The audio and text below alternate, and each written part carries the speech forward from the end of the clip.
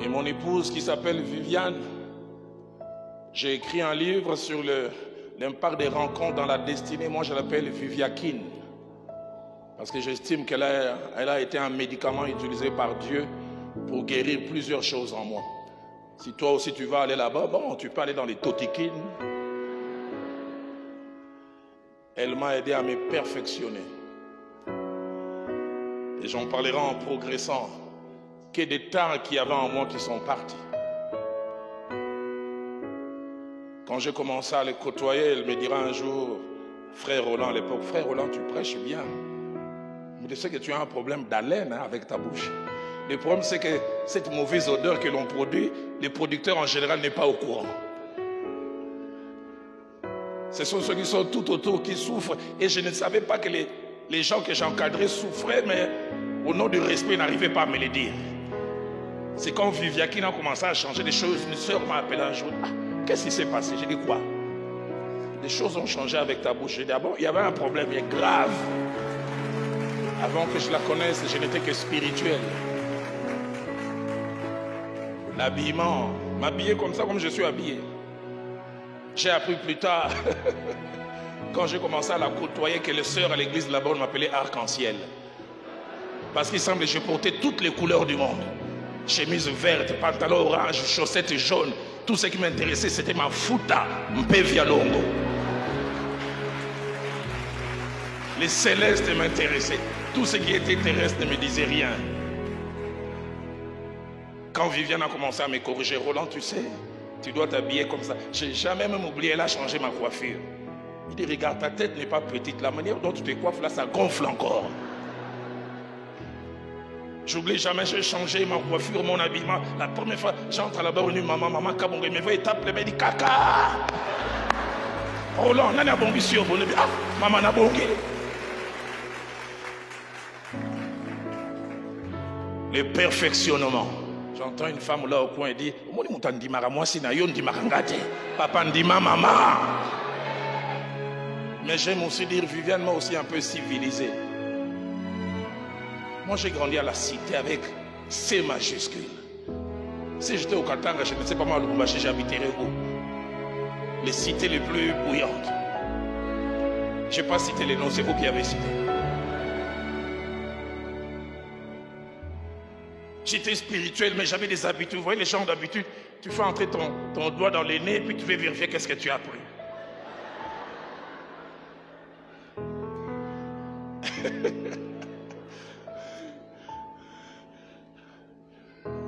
Que Dieu te bénisse, maman. Le perfectionnement. Les premiers vrais compliments, j'ai commencé à les recevoir quand je me suis fiancé. La première fois, elle m'a dit, Roland, tu es beau. Je pensais qu'il y avait quelqu'un d'autre à côté. Et ça m'a guéri des complexes. Deuxième complexe, c'est un complexe social. Je viens d'un milieu très très pauvre. Du coup, c'est cette pauvreté un peu qui m'a bloqué. Quand j'ai commencé à l'aimer, oui, moi, je n'arrivais pas à lui dire que je l'aimais. Elle a grandi dans un quartier chic, quartier chanique, à Kinshasa. Tous les noms des avenues sont en français. Orangerie, bananier, citronnier. Moi, d'où je viens, c'est Kingotolotolo, Masangambila, Mfumbwa. Je faisais rire Viviane, j'ai dit, elle a habité les gens des quartiers. Quand tu arrives, même les chiens sont francophones. Quand tu dis au chien Longwa, c'est comme si je vais te dire, monsieur, tu peux parler en français, s'il te plaît? Et ce qui m'a étonné quand je commençais à l'aimer, elle ne voyait pas mon présent, elle voyait mon futur. Elle disait, Roland, tu iras très loin. Tu as un bel avenir. C'est pour ça que j'aime dire, malgré ma spiritualité, c'est aussi Viviane. Togobunda. Mais il y a mon limon. Feu Jacques-André Vernon, mon pasteur. Un jour, il me parlait au bureau et il pleurait. Il disait, Dalo, tu connais mon épouse. Tu connais son caractère, elle avait un côté dur. Mais il disait, je dois au Seigneur et à mon épouse tout ce que je suis de vous. Il m'a relaté combien il a grandi comme un jeune homme à Lambaréné, où il est né au Gabon, plein de complexes, introverti. Il avait un père d'un certain caractère, un peu dur, spirituel même. Et c'est quand il a commencé à être fiancé de cette jeune fille qui un jour après un moment de prière est venu lui dire: Jacques, pour que tu te réalises, tu dois t'éloigner de ton père. Parce que son père l'écrasait avec l'autorité. Demande la permission à ton père d'exercer le ministère, mais loin de lui. Et c'est à cause d'elle qu'ils ont quitté les Gabons, ils sont allés au Congo-Brazzaville. Arrivés au Congo-Brazzaville en 61, ils ont commencé à servir Dieu. Et à partir de 62, ils ont commencé à traverser à Kinshasa, Léopoldville à l'époque. C'est encore cette femme qui a eu la vision pour la première fois.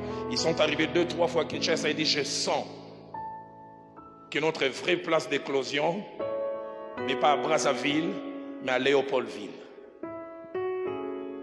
Et comme ils étaient pris en charge par les assemblées de Dieu de France, ils sont allés demander aux assemblées de Dieu de France: est-ce possible que le subside que vous nous donnez nous accompagne parce que nous sentons que nous devons traverser de l'autre côté? Ils ont dit: si vous traversez, nous arrêtons. Ils ont prié. Mon pasteur a dit: j'étais en train d'hésiter.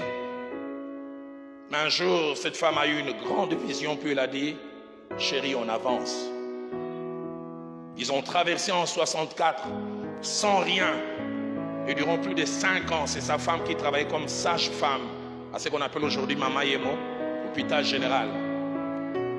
Elle était en train de souvenir tous les besoins. Ils étaient à l'endroit de Dieu, mais l'éclat de Dieu n'était pas encore sorti. Des années plus tard, quand toutes ces choses sont sorties, il dit: je dois toutes ces choses. Que Dieu place sur ta route quelqu'un qui va t'aider à te réaliser. Mon pasteur disait: un mariage réussi, l'autre sert d'engrais dans ta vie. Vous savez, l'engrais, quand on a planté quelque chose, l'engrais aide à grandir. Mais le mariage qui échoue, c'est comme si un arbre veut pousser en place une grosse pierre. Si tu es à côté d'un marié, demande-lui: tu as à côté de toi engrais ou pierre qui bloque? J'entends quelqu'un dire: moi pas pierre, béton papa. Quand vous tombez sur la bonne personne, elle vous sanctifie. Elle vous rend glorieuse. Elle vous donne un éclat. C'est pourquoi j'ai pris, vous qui n'êtes pas encore mariés, associez Dieu dans les choix. Le feu Jacques-André Vernon nous enseignant sur le mariage, j'aime bien les images qu'il donnait. Il disait: le mariage au travers du conjoint que nous choisissons, c'est comme les pointures des chaussures. Moi je chausse du 46, 12. Quand tu me donnes du 46, je suis à l'aise. Mais si tu me donnes du 45, 45 et demi, pour arriver jusqu'à Fabrice, je peux faire 2 jours. Et si tu me donnes du 48, je serai obligé de mettre des cotons dedans. Que Dieu te donne ta pointure, celle qu'il faut, pas celle au-delà et pas celle en deçà. Que c'est beau d'avoir un mariage qui réussit. J'ai été au contact avec mon pasteur Jacques-André Vernon, 40 ans de vie de couple, mais on sentait la complicité, pas la fatigue. Mon pasteur, quand il voulait appeler sa femme par un petit nom, il l'appelait Hanneke. Hanneke, ça veut dire petite fille en néerlandais. Il y a des jours, j'arrivais au bureau, 2 fois je les ai trouvés enlacés l'un vis-à-vis des deux. J'ai dit: Nzambe, heureusement Viviane Azawate. 30 ans, 40 ans. Ça fait du bien d'avoir des gens qui sont âgés, ils ont passé plusieurs années, mais on peut lire et sentir qu'ils s'aiment encore. C'est possible dans le Seigneur. Et surtout, comme je le disais, quand Dieu est derrière.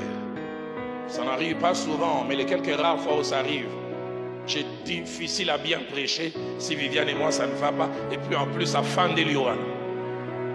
La façon dont elle regarde, ça me dit: est-ce que toi tu peux prêcher? L'autre peut vous rendre performant. J'en ai parlé une fois ici. Un jour, je parlais avec mon frère Marcelo.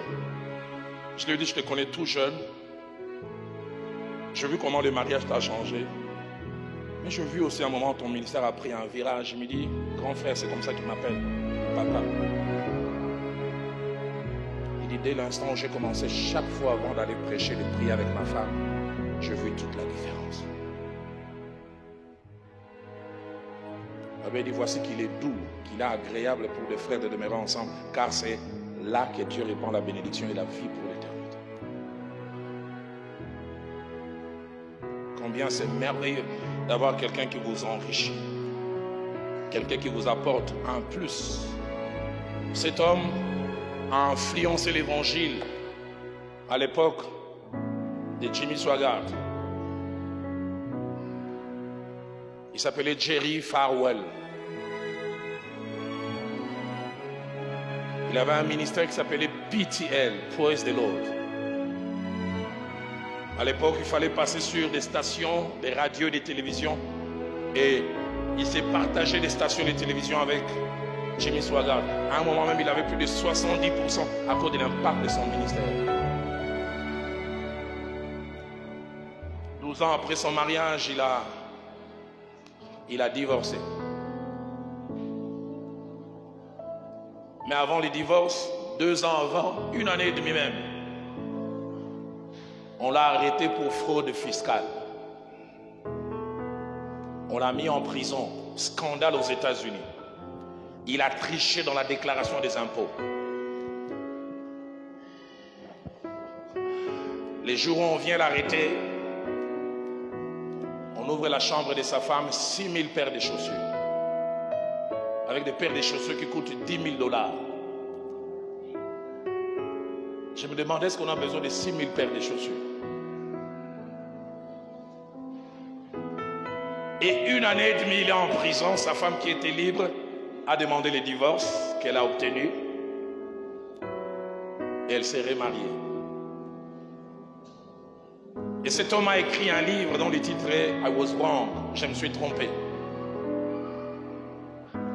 Dans ce livre, il dira, mon ministère n'est pas mort les jours où on est venu m'arrêter. Mon ministère n'est pas mort les jours où on m'a mis en prison.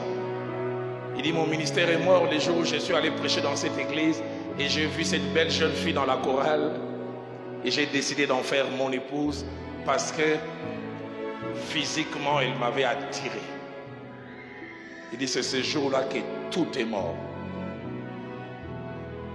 Cet homme aujourd'hui est nulle part. Dernièrement, je suivais des émissions.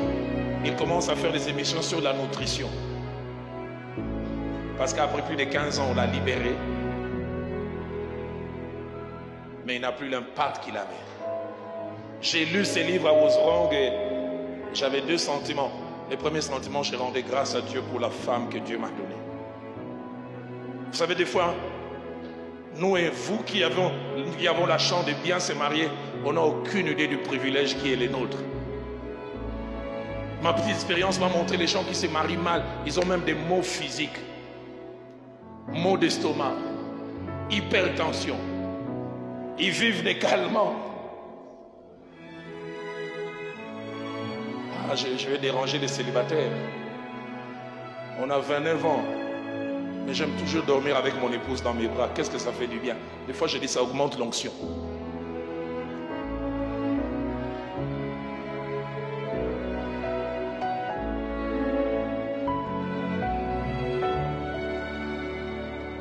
Quel bonheur que d'avoir marché avec.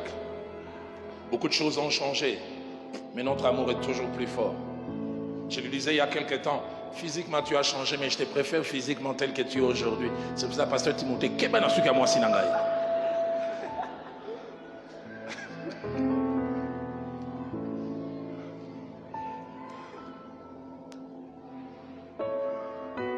Il y a 1 année et demie, notre fille aînée s'est mariée.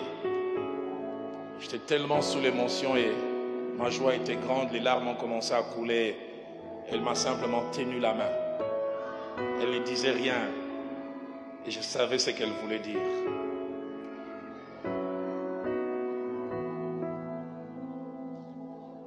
Quand je vois le petit garçon que j'étais, plein de complexes, qui a grandi dans des coins les plus reculés, pauvres, et jusqu'où je suis arrivé aujourd'hui, si seulement je suis quelque part. Je les dois au Seigneur, mais je les dois aussi à ces choix que j'ai eu à faire.